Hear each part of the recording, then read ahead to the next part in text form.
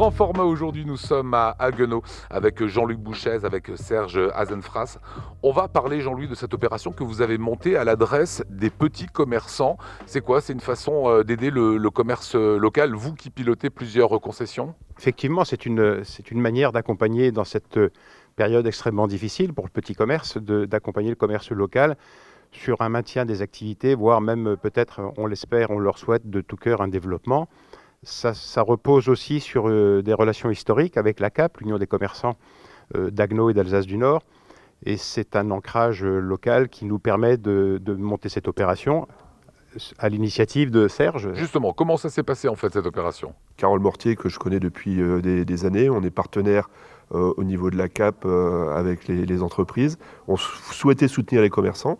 Et Carole m'appelle, elle me dit, on aimerait pouvoir proposer, en plus du click and collect, un service de livraison à domicile pour que tous les adhérents de la CAP, avec un système simple, on leur passe une commande. Cette commande est récupérée, elle est livrée directement chez le client. Elle me dit, pour ça, il nous faudrait un camion. Par contre, pour 2 ou 3 mois, on ne va pas acheter un camion. Est-ce que tu peux nous aider? Et il se trouve que je venais de recevoir le tout nouveau Jumpy électrique.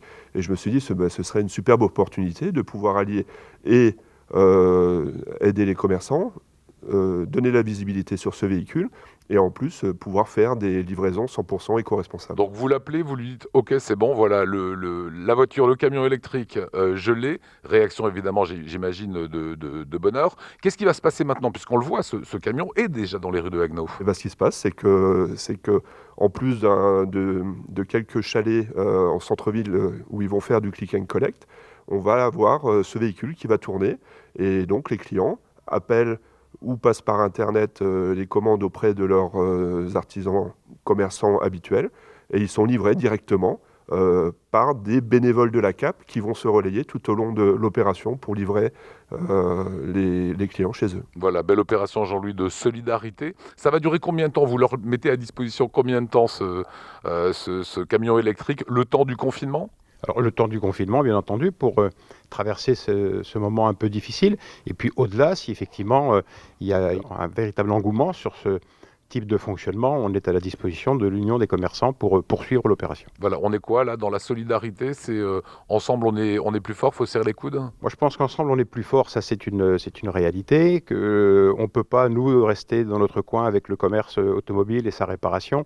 On fait partie du tissu économique, et si un pan de ce tissu est en difficulté, je pense que le rôle des autres, c'est de contribuer justement à accompagner le mouvement pour que nous traversions tous ensemble et qu'on soit capable de se relever plus facilement et plus rapidement. Je voudrais qu'on fasse un point ensemble sur l'économie de l'automobile post-confinement, post-premier confinement. Il paraît que les indicateurs étaient au vert et que l'activité repartait très bien. Il y a eu un effet de surprise, contrairement à ce que disaient les économistes. Ils s'accordaient à dire que l'après ne serait plus du tout comme l'avant, et on a eu un après effectivement par rapport au premier trimestre qui a fortement décollé sur la prise de commande véhicules neufs, véhicules d'occasion, plus qu'un engouement, véritablement une montée en flèche de l'activité commerciale.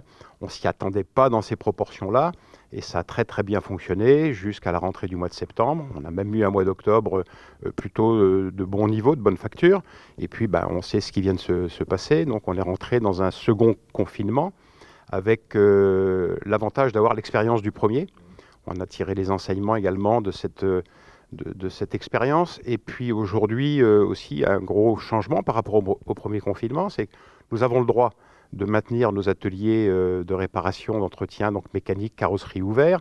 Nous avons le droit également de livrer les produits qui ont été vendus avant le confinement, les véhicules neufs et les véhicules d'occasion. Et on enregistre aussi via le digital des réservations de commandes de véhicules. Donc ça se passe mieux. Il y a moins de tension, il y a moins d'anxiété, et puis on regarde tous le bout du tunnel en espérant que ça ne dure pas très longtemps. Voilà, vous m'avez dit, Serge, effectivement, on peut vendre des voitures, sauf que les gens ne peuvent pas venir, on peut le faire par Internet, on a le droit de livrer, voilà, on en est là actuellement. Moi, j'y vois quand même une bonne nouvelle, c'est qu'on voit bien la baisse de fréquentation, même des demandes de renseignements sur les véhicules. Les gens ont encore envie, ont encore besoin de voir un être humain pour leur présenter un véhicule. Ils ont besoin de sentir le cuir, ils ont besoin de s'installer dans les voitures avant de les acheter.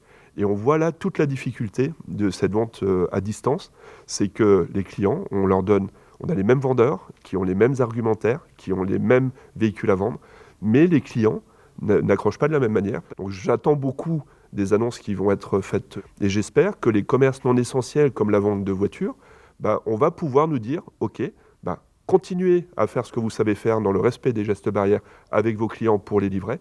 Faites la même chose. Aujourd'hui, ce n'est pas un problème pour nous de recevoir des clients pour leur vendre une voiture en toute sécurité. Voilà, il faut espérer, Jean-Luc Bouchès, que ça devienne un produit de première nécessité aussi, la vente des voitures.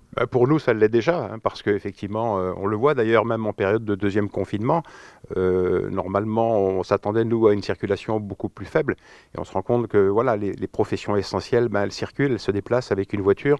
Et l'objet automobile est un objet indispensable aujourd'hui dans la vie, dans notre quotidien. Donc oui, ça fait partie des éléments essentiels de notre environnement pour fonctionner et bien fonctionner.